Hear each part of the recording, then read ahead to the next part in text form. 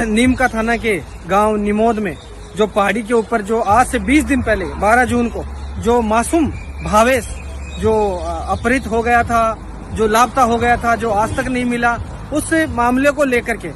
मंत्री महोदय जी से मुलाकात की है और मंत्री जी से हमने आग्रह किया है कि उक्त मामले में प्रदेश स्तरीय हस्तक्षेप की बड़ी आवश्यकता है। दूसरी, एक सेना के जवानों की बड़ी टुकड़ी की वहां जरूरत है, ताकि अगर जंगलों में इधर उधर कहीं अगर खो भी गया हो, कोई अगर सुराग भी मिले, तो हम समझते हैं कि ये अपने लिए एक कामयाबी की तरफ की